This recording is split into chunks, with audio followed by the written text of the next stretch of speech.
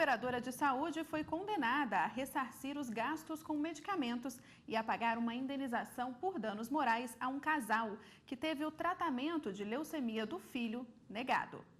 Há 4 anos, aos 11 meses de idade, Daniel foi diagnosticado com uma leucemia linfóide aguda de alto risco, um tipo de câncer considerado grave, segundo esta oncologista pediátrica. Enquanto essa criança não está em tratamento, ela corre risco de vida. Quanto mais precocemente a gente iniciar o tratamento, maior a chance da gente obter êxito. Diante do quadro, os pais de Daniel foram em busca de um tratamento para a doença. O médico receitou o Oncospar, um medicamento importado. A família recorreu ao plano de saúde para conseguir o remédio, mas não teve sucesso. A justificativa do convênio é que, pelo fato de ser um medicamento importado, ele não estava dentro da regulamentação de medicamentos nacionais. No Brasil, há um medicamento para o tratamento de leucemia linfóide, o Elspar, similar ao que foi prescrito à criança. Porém, ressalta que o medicamento nacional tem mais efeitos colaterais. Ele é eficaz, tanto quanto o Oncaspar, na maior parte das vezes, exceto em casos específicos, né, que a criança possa apresentar alguma reação e hipersensibilidade, mas em termos de segurança ele é bastante inferior. Depois de arcar com o medicamento, a família decidiu recorrer à justiça. O caso foi parar na 20ª Vara Civil de Brasília, onde o juiz que analisou o processo decidiu condenar a Unimed a ressarcir a família em R$24 mil referente aos gastos com o medicamento, além de ter que pagar uma indenização de R$15 mil por danos morais. Para o magistrado, a conduta da operadora de saúde foi ilegal, uma vez que o estado de saúde da criança era grave. Se você tem a possibilidade de ter um tratamento ideal para o seu filho, por que você vai, às vezes, procurar um caminho alternativo que talvez não vá dar certo? De acordo com o artigo 10, inciso 5º da Lei 9.656 de 1998, que regulamenta os planos de saúde, não é obrigação da operadora fornecer medicamentos importados não nacionalizados. No entanto, esta advogada explica que o que prevalece em casos como o de Daniel é a relação de consumo existente entre o paciente e o plano de saúde. Geralmente é analisado pelos juízes a seguinte questão: se esse medicamento importado é a única opção de tratamento para aquela doença, a exclusão ela é relativizada porque incide em princípios do Código de Defesa do Consumidor por se tratar de uma relação consumerista, e o direito à vida e à saúde ele é colocado em preponderância.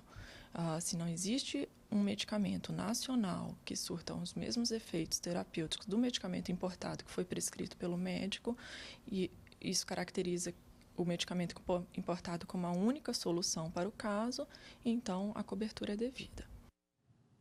Nós entramos em contato com a Unimed, mas não tivemos resposta. E a repórter Carolina Chaves conversou sobre esse assunto com o advogado especialista em direito de saúde, Fábio de Sá Bittencourt. Doutor Fábio, qual a obrigação dos planos de saúde em custear um medicamento importado para o tratamento de doenças graves, mesmo havendo um medicamento, um remédio nacional similar? A lei de 98, ela vai estipular no artigo 10º que não há necessidade do plano custear o medicamento importado, desde que exista um equivalente nacional. Ela vai dar preferência para o nacional. Agora, existem casos em que o medicamento importado ainda não está nacionalizado. Então, nesse caso, a pessoa ela vai poder fazer a importação do medicamento para uso pessoal. É totalmente previsto isso dentro da normatização da Anvisa, que é quem cuida dessa parte. No entanto, ela vai poder pedir o ressarcimento ao plano de saúde desde que ela comprove que não existe outra forma. Agora, nem sempre o plano ele vem fazendo ressarcimento. Então, é necessário que a pessoa ingresse na justiça pedindo ressarcimento dessa situação, né, e comprovando que aquele medicamento era fundamental. Doutor Fábio, nesse caso nessa matéria que a gente acabou de assistir, por que a justiça determinou, além do ressarcimento do tratamento aos pais, o pagamento também de indenização por dano moral? Nossa legislação, ela tem um entendimento de que se você coloca uma pessoa em sofrimento, você acaba tendo que indenizá-la por esse sofrimento desnecessário. No caso, o entendimento do magistrado foi no sentido de que a pessoa já estava debilitada. A criança, que era parte da ação, né, que a ação é movida pelos pais e pelo filho, o filho já estava em sofrimento. Ao plano, ao ter apresentado a negativa do remédio, aumentou esse sofrimento, né, podendo até colocar, digamos assim, em risco a criança. Então, baseado nessa situação, dessa gravidade, desse aumento de sofrimento, é que o nosso magistrado, ele teve entendimento de que deveria ocorrer uma indenização. Doutor Fábio, por que há tanta judicialização da saúde no Brasil e a maioria dos casos por recusa de tratamento pelo plano de saúde? A grande questão dessa grande quantidade de judicializações se deve ao fato de que o plano de saúde ele se nega, baseado no seu contrato, né, como prestador de serviço. Então, ele se atém unicamente às listas de tratamentos que ele disponibiliza, né, e são determinados pela ANS. Ele, baseado no contrato que ele estipula com a parte, ele se dá o direito de se negar ao tratamento. Agora, há também muito problema por descumprimento de contrato, não é isso? Com certeza. Acaba ocorrendo um descumprimento do contrato em função dessa questão de cada caso é um caso, né? Cada tratamento é um tratamento. E o plano ele se depara com a situação de que tem que incorporar novos tratamentos. E baseado nesse motivo, ele acaba negando o tratamento. E aí resta a pessoa apenas a judicialização. Agora, quais os tratamentos que não podem ser negados pelos planos de saúde? Onde está esse rol, né? E o que a ANS também diz sobre esse assunto? Bem, os tratamentos que o plano não pode se negar é determinado pela própria ANS. De tempos em tempos, para poder fazer uma atualização monetária, uma atualização do rol de tratamentos mínimos que um plano deve cobrir, ela estipula uma lista. Né? Baseada nessa lista, ela vem a atualização do plano de saúde. Então, esse ano a gente teve a incorporação de 88 novos tratamentos, né? Então, o plano de saúde ele tem que atualizar, repassar esse custo que ele vai ter de estar arcando com esses possíveis novos tratamentos aos seus credenciados, as pessoas que mantêm o contrato do plano de saúde. A Lei 9656 de 1998, ela dispõe sobre os planos e seguros de saúde, né? O que especificamente ela trata nessa relação de consumo? Ela trata basicamente como o plano de saúde vai tratar o seu credenciado, né? Então, o que acontece? Ela vai determinar o que ela pode ou não pode cobrir de tratamento, como ela vai fazer as suas atualizações, que tipos de planos ela vai oferecer, né?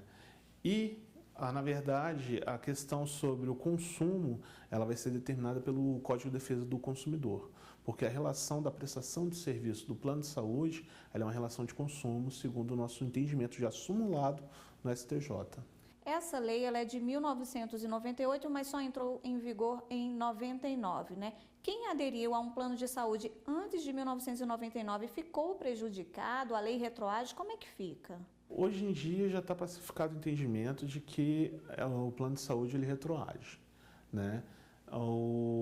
Existem diversas ações buscando na justiça incorporações de plano de saúde, questões quanto a atualizações por faixas etárias, né?